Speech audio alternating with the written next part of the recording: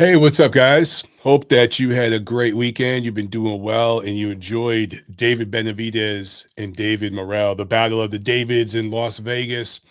And I want to do a quick video just talking about what we learned from that fight, what to expect next, and preview the big show coming up later this month. That I'm really excited for that card. The Riyadh season returns on February 22nd. We'll talk a little bit about Canelo and Crawford and some other things. So let's jump right into it, man. David Benavidez gets the unanimous decision win over David Morrell. I gotta say, and you guys could check the record. You could go to Ring Magazine's website and look at our prediction thread. I pretty much, I wasn't surprised at all with this fight. It pretty much went the way I thought it would. I do think that Morrell showed a good chin, and he showed an ability to put a lot of leather on Benavidez, which has never been that hard, but he really busted up David Benavidez's face a lot. I mean, when you looked at these two guys after the fight, it was Benavidez who looked more touched up. Benavidez went to the body a lot. He did that effectively. He mixed up his punches, threw a lot of uppercuts, 45s, hooks, all that, and just outworked Morrell in particularly the second half of the fight. I mean, you could make an argument about 4 rounds in that this was an even fight, 2 rounds a pop. After that, though, from like the 5th round down, it was hard to give Morrell another round. Maybe you give him 1 round. I think, me watching it, I scored like 117, 111. My prediction on Ring Site was 116, 112 because I thought the judges would award Morrell a couple of rounds he really didn't earn. That is a trend I've noticed, particularly on certain promotions with pay-per-view headliners. At least 1 or 2 judges score it closer than score the fight closer than it really was to make the fight appear closer than it really was. And we actually saw this in this fight. So 2 judges, Patricia Morse-Jarman and Steve Weisfeld, scored a 115, 111. Both fighters were docked a point for different reasons. And you can make an argument that really both of them were questionable. Anyway, that's 8 rounds to 4. And that was my official prediction on Ring Site. So, hey, the kid called it spot on. But Tim Cheatham, I think, actually had the correct score. He had it 118, 108. That's what I saw in this fight. I mean, it was pretty one-sided. And the minute this fight was announced, you had the typical people in United States boxing circles, the U.S. boxing media salivating over this and slobbing the fight, saying it's an amazing fight. Oh my God, this is oh my God, oh my God, oh my God, right? And I said, look, it's an entertaining fight. It'll be entertaining in the ring. It's a good matchup. I'm not shitting on the matchup at all. It's a good fight. Not pay-per-view worthy though. Not worthy of $80. I understand that the undercard had a couple of entertaining fights. I get all that. This wasn't a pay-per-view show, and it's just indicative of a greater problem in the sport. And we talk about fighters being inactive, fighting once a year. Well, what's the cause of that? It's because the fighters are overpaid. Well, why are the fighters overpaid? Because they pay once a year or they fight once a year. It's a cycle, right? It's like a vicious cycle. I don't know if you guys remember Austin Powers, the character Fat Bastard. He says, I'm unhappy because I eat, and I eat because I'm unhappy. That's kind of what we're seeing in boxing. So these guys, David Benavidez, in this example, and there's a million fighters I could name, not just him, doesn't necessarily bring in the amount of viewership, sponsorship, advertising dollars, all that, ticket sales to warrant the purses that he gets paid. So they have to put this on pay-per-view. That's just the nature of the sport right now, particularly in America. It's not in a very healthy place. So I had several colleagues and friends who were there at the fight in Vegas and at the casino. Some people just at the casino hanging out. Others were actually in the venue at the fight. And apparently the entire top, the upper deck was curtained off. But the lower bowl was filled, fun, passionate crowd. And the Pitbull Fierro fight was pretty good in terms of entertainment value. That was very good. And the main event was good. And I tweeted about this. Benavidez Morell, in terms of just like the action and, the amount of punches and everything that you got, the competitiveness, even though it was very one-sided, this may have been the best main event on these PBC pay-per-view cards I can remember this decade. I'm trying to think, and I'm not including cross promotions. Okay, I'm not including like Wilder Fury was a cross promotion, right? I'm talking about totally in-house PBC pay-per-view cards, which you get a bunch of them every year, right? This main event kind of is up there near the top of the list of the best, most action-packed headliners we've seen, most dramatic kind of headliners we've seen on their pay-per-view shows. So in that sense, it was a good fight, good scrap, not worthy of pay-per-view in my opinion. Wouldn't surprise me if we don't see any reports about the pay-per-view numbers, pay-per-view buys. The fight itself, I saw some things in both fighters that I think could be exploited against the right type of opponent. Let's start with David Morrell. I think he proved in this fight that he is a legitimate top 10 light heavyweight, top 10 super middleweight.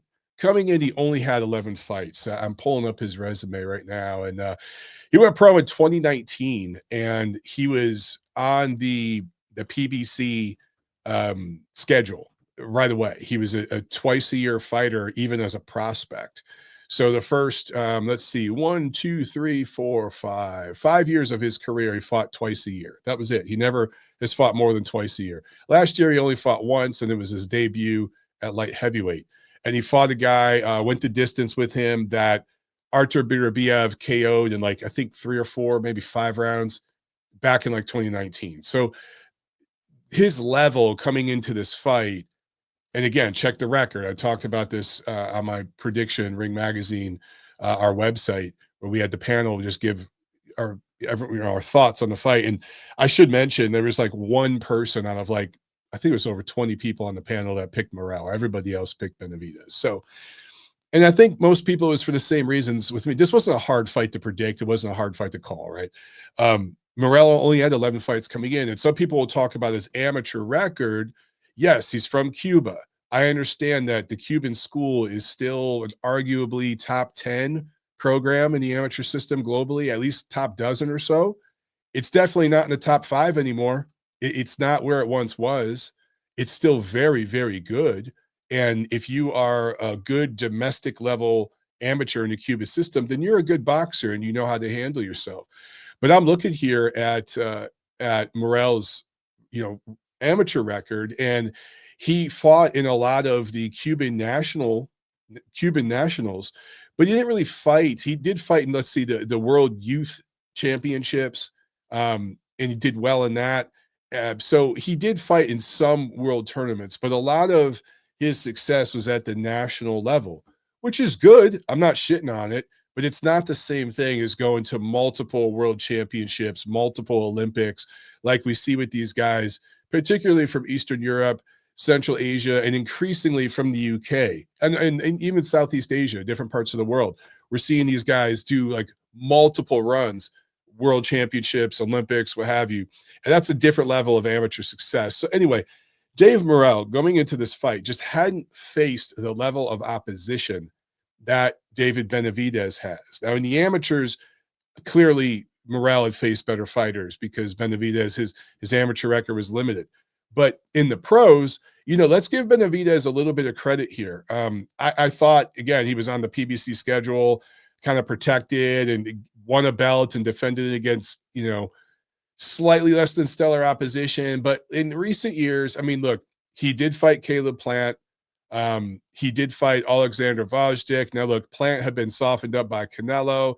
Vajdik had been basically sent to hell by Artur Beterbiev and came back to make some money.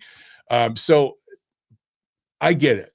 I'm not calling like those wins elite, but at least he beat guys with a lot of experience. And Demetrius Andre, too, who has no business at 168, always been overrated, but still a solid fighter with experience, right? With global experience. So Benavidez's recent resume, I saw somebody post this on X. They posed the question, who has a better resume in the sport, David Benavidez or Gervonta Davis? And, a lot of you out there will want to say Gervonta Davis, and I understand why.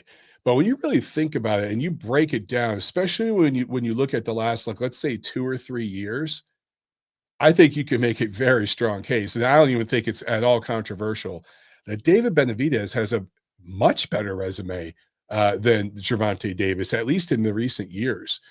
His opponent that he just beat is much better and more qualified to be there with him than the opponent Tank is about to fight. So I do find that interesting. So with Morell, again, top 10 guy right now in the division. I don't think he's going to go down back down to 168. He'll stay at 75. Top 10 guy. I'd love to see him in there against Buatsi, who has an important fight coming up on that Feb 22 card. His most experienced opponent to date. It's time for him to shit or get off the pot, and we'll find out if he's for real. And then maybe some of the other guys. You know what? Let me share my screen and just show the our current ratings at Ring Magazine at 175. So of course, champion is Beterbiev, and number one right behind him is Dmitry Bivol. I mean, you could basically call this champion an interim champion in today's boxing terms. And that, to me, the number one contender is David Benavidez. But the way we have it here, Bivol's 1, Benavidez 2, and Buatsi is 3. After that, it's really wide open. It's truly, truly wide open. And this division is very top heavy. It's not that loaded. It's not that deep. And you can say the same thing about 168, 160, even 54, like 47. Like a lot of these divisions that you're used to seeing a lot of talent in right now, they're kind of depleted. And we're waiting for that new school to kind of rise up and become the new guys. But right now, clearly at 175, it's Beterbiev, it's Bivol. They're going to fight again in a few weeks. And then right behind them is Benavidez. And he's as ready for them as he's ever going to be. But do I think he beats either of them? No, I don't.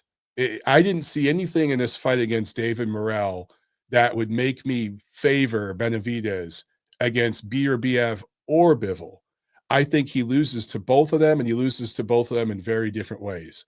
I think Dmitry Bivol would box circles around Benavidez. Bivol can do everything David Morell can do, but much, much better, significantly better. He literally does everything better than Morell does, and he punches at least as hard as Morell does, at least as hard. So the only thing is Morell is a southpaw, so there's that.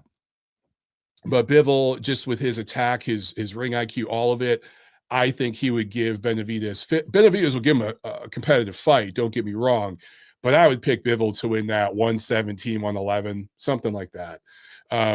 At least, maybe even 118 to 110.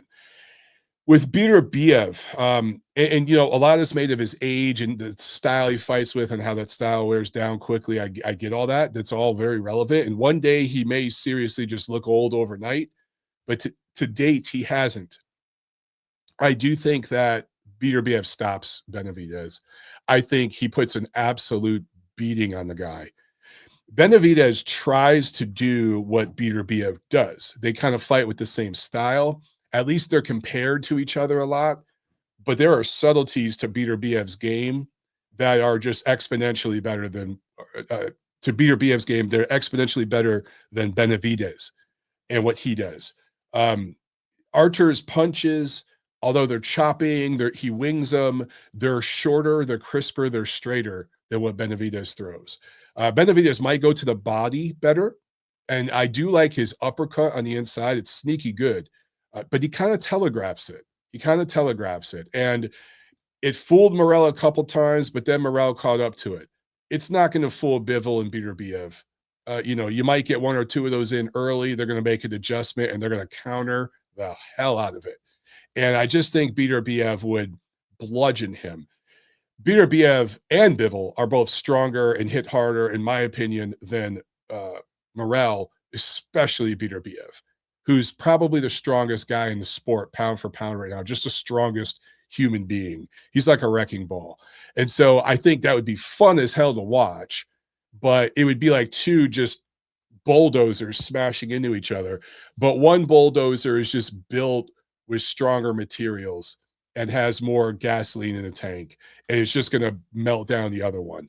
That's what I see right there. So, all that being said, I'd love to see the fight. So, whatever happens on February 22nd, whether it's Bivol, whether it's Beterbiev, well, let me back up real quick. If Bivol wins and it's super close, so we get another really good fight, and they want to do a rubber match, I'm good with it. Do a rubber match between these two later this year. Why not? They're the two best fighters in the division. They don't owe Benavidez anything. I understand that he has interim belts. More on that in a second, because that's just laughable. But at this point, I'm way more interested in seeing Bivol and Beterbiev fight each other, especially if we get another close competitive fight. And this time they shade it to Bivol. Let's see a third fight. Now, if Beterbiev wins again, then obviously the fight to make is him and Benavidez. And I think Turkey would get involved. I think Benavidez, he would be willing to travel and go over to Riyadh to make that fight. I don't see why you'd put that fight in Vegas. I know that's what the PBC side's going to want to do because of all their corporate partners, and that's how they make their money. But I would rather see that fight either in Montreal, where Beterbiev is based, and he's the champion. He should be able to have it there. But if Turkey's putting up the cash, it's more than likely going to Riyadh. And why not? Send it over there, do it later this year, September or something. Cool. I got to call this out. Before the fight, this was called a unification fight, Benavidez and Morell. I can't remember which one had which, but each one of them had an interim or a regular belt or whatever you call it coming into this fight. So it was a unification of regular belts, of interim championships. And it was marketed that way. During the production, the promotion, I heard like the announcers say that. And I've even seen people, in credentialed media members mentioning, oh, now he's a unified interim titleist. Really? Is that where we're at in this sport? We know who the champion is. Why just call him the top challenger? He's clearly now, David Benavidez is the number one challenger to the two elite fighters in this division, and just leave it at that. Okay. The need to make everything feel epic and super important. So you have to throw a title on everything. And now we're talking about unification matches between secondary belts. I mean, this is nuts. This is really, really nuts. You just don't need any of that. Just make the damn fights, and the fights will speak for themselves. Okay. I talked real quick about September. And that makes me remember the announcement that Canelo Alvarez and Terence Crawford have agreed to terms and should fight in September, probably in Las Vegas. Okay. I told you guys, again, check the record on this. Been telling you guys pretty much since last year that that's the direction we're going in here. From the Canelo side, this is the biggest money fight he can make. That's the most winnable big money fight for him out there. Terence Crawford, much more winnable fight for him than Dmitry Bivol rematch, Artur Beterbiev, who would just bludgeon Canelo and likely stop him, and David Benavidez, who I think I'd favor Canelo to beat, but that'd be a really tough fight for him at this stage of his career. And Benavidez could maybe even pull that off. Could. So it would depend on what weight it's at. But the most winnable big fight for Canelo right now at this stage is Terence Crawford. Even though Terence Crawford isn't a big superstar, doesn't sell very well, he is a name. He's been undisputed champion twice. He's been fighter of the year. He's never lost. So this will get fans excited because, let's face it, Canelo's recent opposition haven't exactly gotten the casual fans interested. 2024 was a down year for Canelo in terms of his business, the amount of pay-per-views he sold, things like that. It was actually a down year for him. And I've been saying this, and it's not me hating on Canelo at all, but this entire run at 168/175 is pretty much been opportunistic matchmaking, opportunistic timing, and a lot of smoke and mirrors. It's his prerogative.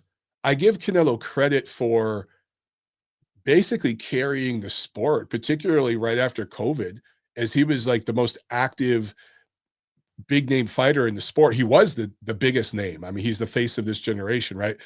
But of all the big names, he was the most active guy.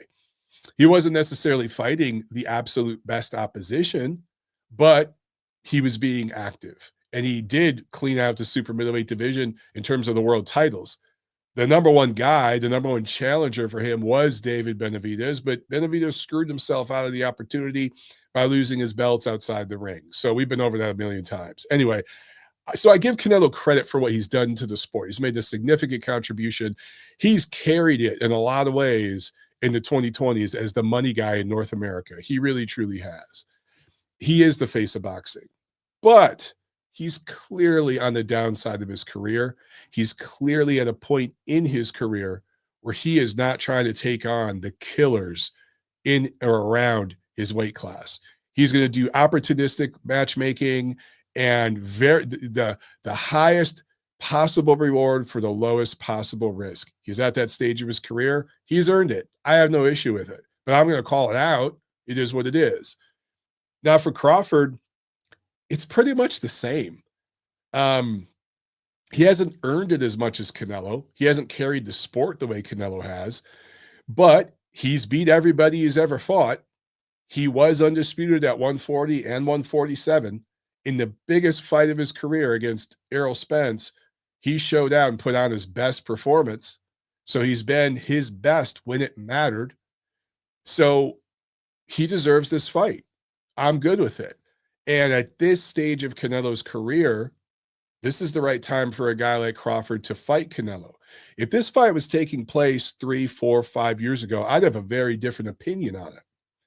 But happening right now, I think this is the best time for Crawford to fight Canelo because he's still a big name. He's still the biggest name. He's on the tail end of his career. He's not going to look the same a year or so from now. This is the time to fight him. And my early gut feel in this fight is that Terence Crawford wins and surprises a lot of you. Right now, I don't even know what the odds are. I don't know what the odds makers have, but that's my early gut feel. I may change my opinion.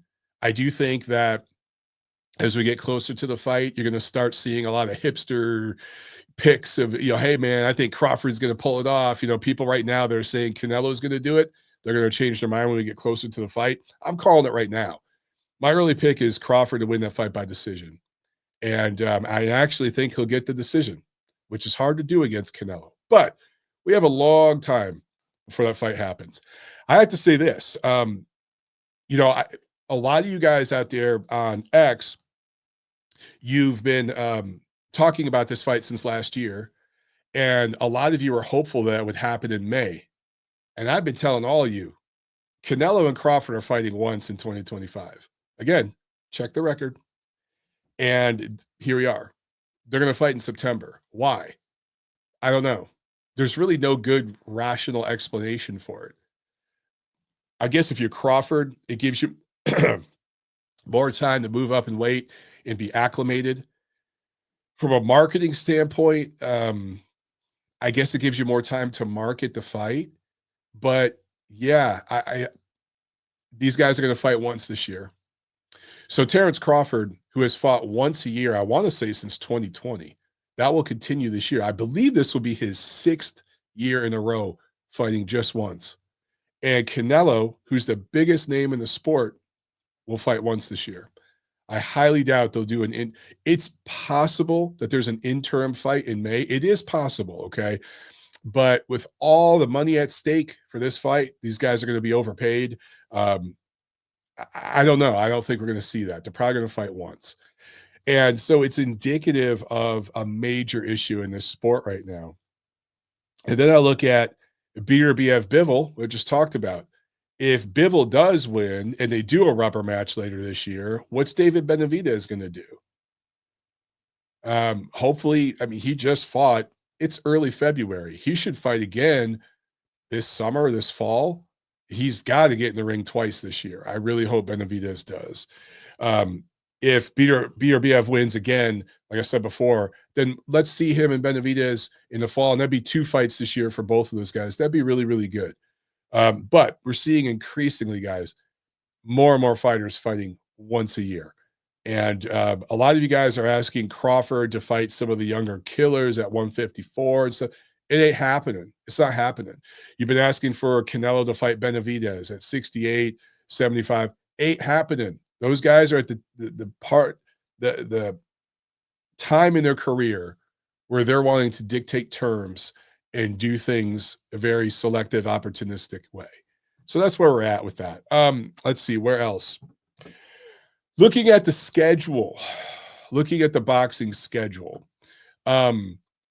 It's, guys, it is becoming increasingly difficult to do a regular podcast on this sport, particularly as an American.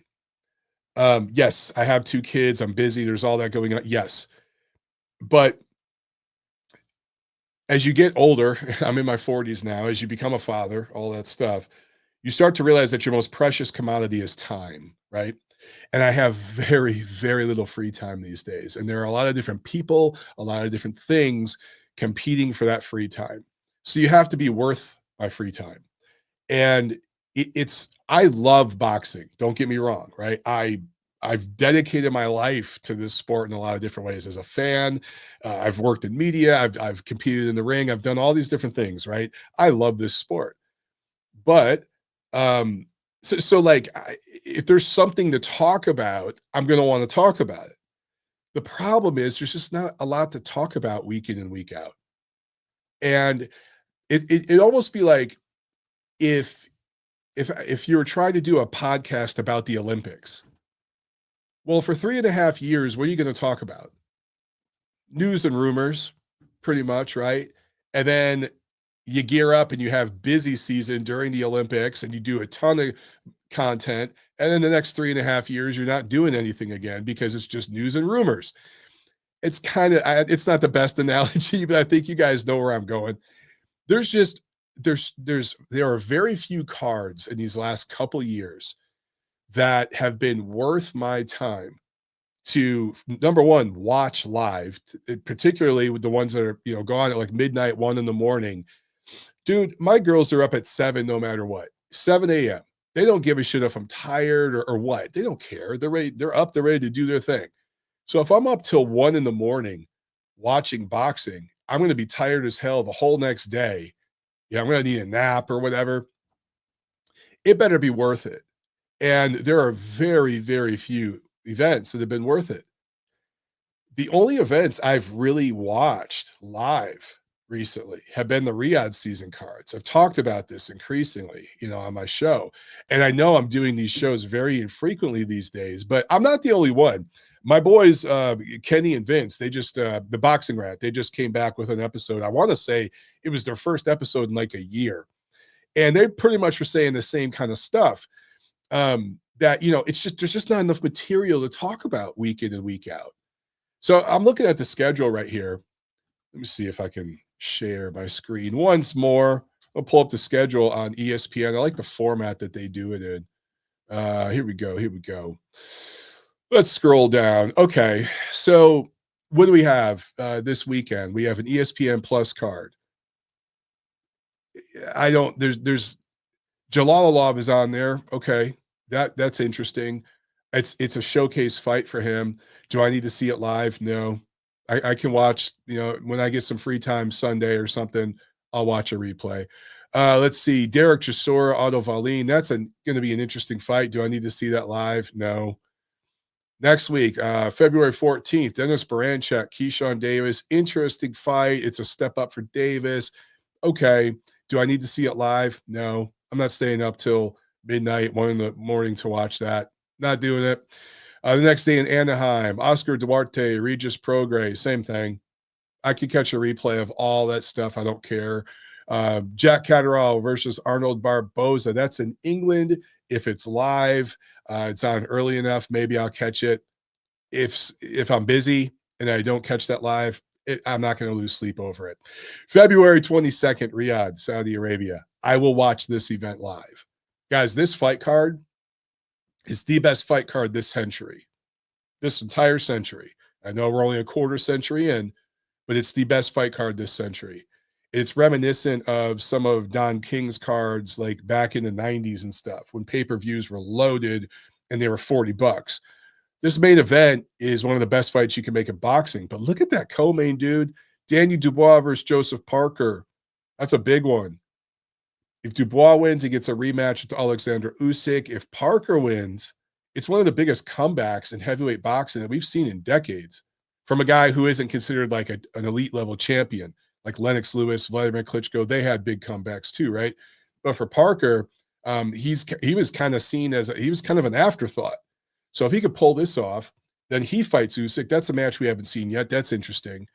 Adames, Shiraz. I actually think Shiraz is going to really look good here. This is a coming out party for Shiraz. Ortiz versus Madrimov. That's a good fight. That's an interesting fight. Buatsi versus Smith. As I mentioned earlier, it's shit or get off the pot time for him. Shakur Stevenson versus Floyd Schofield. I don't think Schofield's ready for that fight, but I give him credit for stepping up and taking it. Turkey Aloe Sheikh's pocketbook made it very enticing for Floyd Schofield to take it, but I give him credit. This fight will likely be the most dull fight to watch on the card, but I'd love to be pleasantly surprised. And then Big Bang Zhang going up against Ajit Kabayel. That's going to be a great heavyweight fight. Guys, this card is awesome. They're going to get my live viewership and my money. By the way, I think it's $25 on pay-per-view. $25. It's amazing. I did not buy the pay-per-view this weekend. I watched it on the Fire Stick. I haven't bought any of those PBC pay-per-views. I bought a Tank Davis pay-per-view several years back because I was covering it for Ring Magazine. I couldn't get to the event live, so I can't remember what was going on. So I just watched it at home and covered it that way. So I bought that. Since then, it's been Fire Stick special. These guys are getting my money for this card. February 24th in Tokyo, Junto Nakatani. If that's on in the morning, I'm probably going to check that out live. March 1st, Gervonta Davis versus Lamont Roach. Do any of you out there honestly believe Lamont Roach will win this fight? No disrespect to him, but do any of you out there truly, truly believe he will win this fight? I would guess that none of you are raising your hand. So why am I going to pay $80 for this when everyone wants to see Gervonta Davis fight an elite level guy? Why can't he fight one of the top dudes at 135 or 140? Why can't he? Why does it have to be another guy they're bringing up in weight? Why won't they work across the aisle? Until that happens, I'm just not interested in the guy's career. I'm just not. I mean, Benavidez, Morell, I favored Benavidez the whole way, but that was a more competitive matchup than this is. Gervonta Davis, Lamont Roach. In fact, real quick, I'm going to look up the odds. I'm going to see if there's odds on. There's got to be odds. Shit. What am I doing? Copy, paste. Let's do odds. Yes. Okay. So it is 20-1 right now. Odds makers think there is a 90% chance of Davis winning while giving Roach a 10% chance. Davis opened as the favorite at -2,000. Okay. So the odds have tightened up a little bit since then, but yeah, pretty wide. Okay. So, and then, later on in March, what else do we have here? Nick Ball fighting TJ Doheny. That will be fun. And if that's on live, I might check that out because that'll be on in the afternoon here. Sebastian Fondora versus Chordell Booker. That's trash. William Zepeda versus Tevin Farmer. Yeah. Then we get Jaron Ennis versus Stanionis. That's kind of interesting. That probably not going to stay up and watch that live. Okay. So, yeah, pretty much this whole first quarter, the only thing that I'm really super, super looking forward to is that February 22nd card. And so, a lot of you guys will ask, like, why aren't you doing a podcast regularly right now? It's like, I want to, but there's just not a whole lot to talk about. There's not a whole lot other than, let's be honest, guys, all the stuff I just read, most of those are showcase matchups. Not all of them, but most of them are showcase matchups. And so, except for the February 22 card, there's a lot of legit 50-50, 60-40 kind of fights on that card that are very interesting and have implications for the future. So, yeah, I'm going to be watching that. The rest of this stuff, I don't know. So when will I do another podcast? I don't know. Probably after February 22nd, maybe that night, maybe the next day, I'll go live and we'll talk about the results. But until then, kind of in a holding pattern. There's just not a whole lot to talk about right now. But look, Benavidez had the biggest win of his career over Morell. Morell showed that he belonged. He's a top 10 guy. Benavidez showed that he's the number 3 guy right behind the 2 Russians at 175. I don't think he'll ever go back down to 160. I think it'd kill him now to do that. Morell probably still could, although I wouldn't recommend it. I want to see what Boazzi does on February 22nd and see if he really proves himself that he's right up there. We'll see. And then obviously I want to see the 2 Russians do it again. That's going to be great. So good show this Saturday in Vegas. Wasn't worth $80. And I know most of you watching this didn't pay for it. But you got a couple of entertaining fights, and that's good to see. I just wish it was on regular Amazon Prime, like we were promised right away. When that deal PBC on Amazon was announced, we were told that there'd be some pay-per-view, some regular shows. Well, it's pretty much been 90% or so pay-per-view, right? And the one show that they have coming up that's not pay-per-view isn't a very good fight. Again, it's what Sebastian Fundora versus Chordell Booker. There's nothing else listed yet on that card. So, yeah, I'm not particularly interested in seeing that on Amazon Prime, especially if it's on later and I got to stay up to watch it. I'm not really interested in that. All right, guys, I think that's it for this episode. I'm trying to think, was there anything else I wanted to mention? I think that's it. So we'll do it again soon in a couple weeks. Again, if you're going to spend your money, $25 in the USA for that upcoming card in Riyadh, that's about as good as it gets in boxing, man. I don't know if, obviously the Turkey Al Sheikh business model, it's not sustainable long term. He's overpaying the fighters just like PBC and other entities have. I get it. Just like the Zone did. I get it. The difference is he's delivering when it comes to the matchups. We're getting the big fights. We're getting fights that we want to see. So I'll give him that much. As a fan, I'm enjoying it. And you should too. All right, guys. We'll do it again soon. Peace out.